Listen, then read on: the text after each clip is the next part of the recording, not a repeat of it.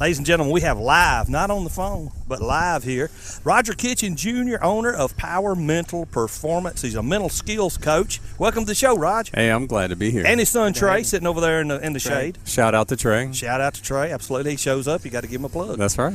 Absolutely. So you've said off the air that you work with high school players and UAH hockey, right, people like that. What kind of, when you go to talk to them, what do you say? Hey, I'm a power skills coach, or I'm a power mental performance guy, or how do you approach it when you bring this to a potential person that you can help? Typically, when I walk in and talk with a coach or team, I'll address it from the sense that, are your players performing at a high level mentally, or do they have a lot of self-confidence? Can they stay focused over long periods of time? How are they doing performing under pressure? Are they choking? Are they working through those intense emotions and those high-pressure situations? Can they achieve their goals for the team and individually? And so 9 times out of 10, when I talk to a coach, they'll say, I've got 3 or 4 athletes. They're struggling with one of those 4. And so when I come in and I talk to them, I say, look, I can help individual players think about the right thing at the right time all the time and perform in those high-pressure situations. And I can help your team collectively do the same thing. Think about it. Sports, any sport, name it. Basketball, track and field. Racing, all 90% mental. Well, I deal with football players a lot, and they sometimes they just lose their focus, Rod. They do. And they know what to do. The coach has got them prepared to play, and then they go out there and they just forget what they're supposed to run, this route, that route. It's just right. And a lot of times it's just mental. I forgot, coach. What I see with a lot of the players I work with, they have a tendency to focus on things they can't control. So when you think about their given sport, let's use basketball. Trey plays basketball. It's really easy to, when the ref blows a call. Exactly. Oh yeah. To lose it. Yeah, you're right. And in those moments, you can't lose it. Nope. And then you're focusing on things you can't control, which is the ref. Yeah. Go play your arch rival. Oh yes. And you walk into their gym or on their football field or wherever you're at, whatever your sport is, baseball stadium, track and field, when you walk into your arch rival's home, it's easy. The fans can get you distracted, and you're focusing on everything you can't control. Yeah. So I give athletes tips and techniques. We teach them, focus on the things that you can control. What is it that you need to put your attention on play after play? And then I try to coach the athletes to slow the game down. So it's one snap at a time, one pitch at a time. It's one play at a time. And that's, when you start training athletes to slow their mind down, focus on what they can control, it gets 10 times easier. And that's a great point because, besides the things you can't control, by slowing the game down, if you're looking ahead, if you're at bat and you're looking ahead 2 pitches or, what I mean? Right.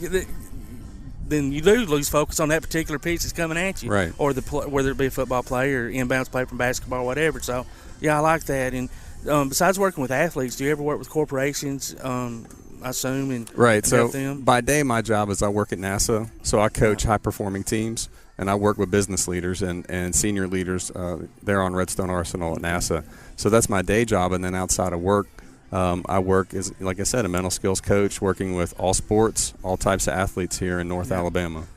University of Alabama, I think Coach Saban, I know he wasn't the first, but he was one of the first to bring in somebody. And Dr. Kevin Elko. And I know you're familiar with him. Right.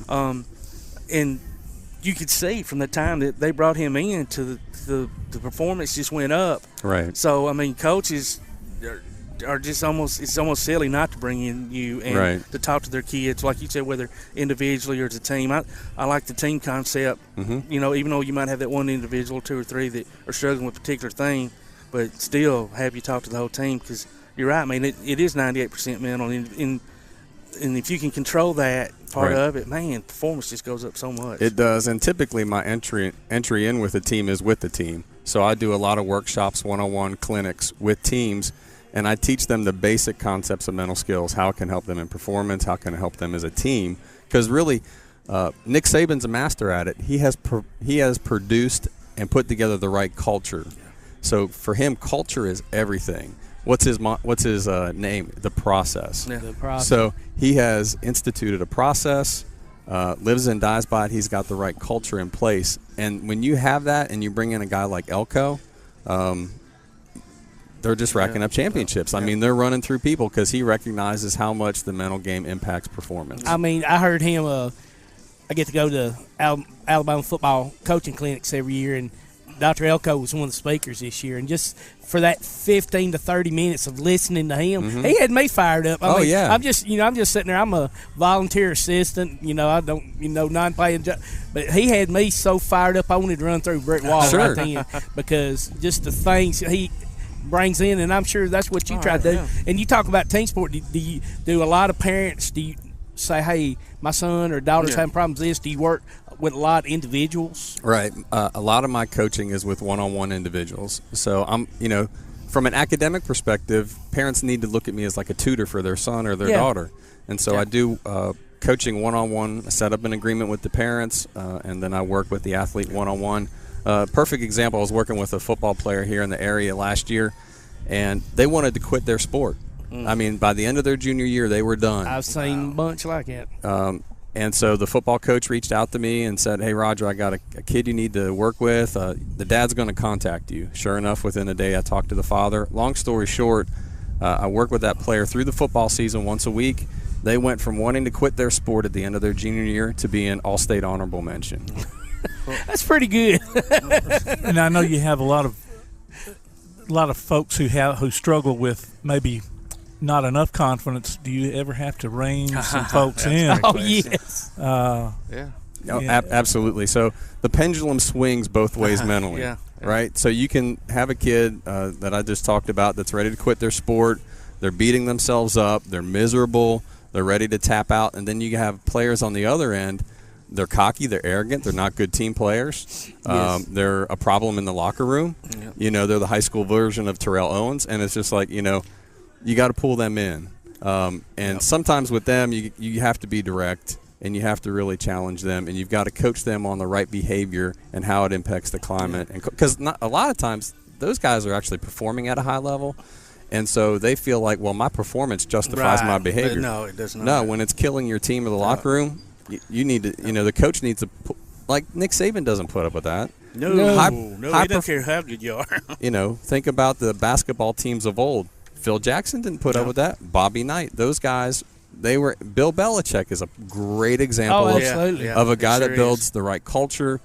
Players know exactly what's expected of them when they go in. Yeah, perfect. Go ahead. No, go ahead. I was just going to say, going back to that previous, we were talking about you working with individuals and parents bringing them in. I would think that most likely, so these kids, I think, aren't benefiting just athletically, but a lot of what you do probably helps them academically, socially, absolutely, and everything else. So, for those that are listening, I'd recommend reaching out to you because, you're not just changing your child's or young man's or young lady's performance on the athletic field. You're, doing them a service across the board. Right. This is a life skill. Yeah. So James Clemens hired me to be their mental skills coach with several teams last year. Awesome. And I got a good relationship with Rocky Smith, the AD, and then Dr. Clayton, the principal. And they brought me back twice to work with students that are taking standardized tests. So they had me take what I learned in the sports world and from a mental skills perspective and then roll it into the classroom. So I've done mental skills coaching for students taking standardized tests. Yeah. Wow. And so I worked with I was just over there about a month ago and over their lunch period for an hour, and I had about 100 juniors and seniors in the auditorium, and then just give them a simple plan of how to deal with test anxiety. That's a huge thing. It's huge, Test anxiety is a huge stress. Yep.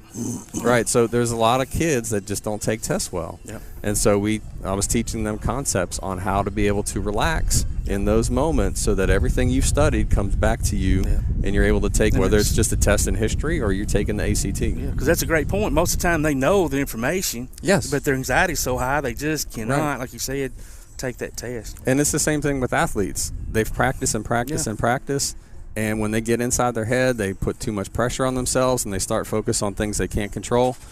The anxiety erases all that muscle memory. The idea is we're trying to get the brain to relax so that all that muscle memory and all that practice comes right back to play in the moment that they need it. I just had my cousin text me, said he might want to get his son involved talking to you. So how do people get in touch with you? So 2 ways. I'm on Facebook at Power Mental Performance. That's Facebook, Power Mental Performance. And then anybody can call me or text 256-698-6389. Okay. Hey, real quick. So, Zach, if you don't mind, hand Trey your headset. I got a question for Trey. If he don't mind. I guess I should ask first, buddy. That's all right. So, how tough, and he's not even listening right now. All right, Dad's not listening. How tough is it living with a man that's so mentally strong and teaches others to be that? Obviously, you benefit from it. But, yeah. Are you able to help some of your classmates and stuff just by some of your dad's techniques? Oh yeah, like I try to help all my teammates on the basketball court because like when they get like upset or like when they like start to mess up, I'm like, dude, it's okay. Yeah, just calm down. That's great, and they need that, man. Where do you go to school? I go to school in Zealand Christian Academy. Okay. I should have known that. Trey plays basketball there. Yeah. I've seen him. Very good team. Very good team. Thank you. Absolutely. Well, guys, we want to thank y'all for joining us. We've already got behind a little bit, but we're doing good, and we want to thank you so much for coming on, Roger. Yeah. My pleasure. We've got your phone number. Yeah, anytime. Area code 256-698-6389. Power Mental Performance. Find them on Facebook. We're going to take a quick break. You're listening to Applebee's Tailgate Talk live at Lindsay Lane Baptist Church.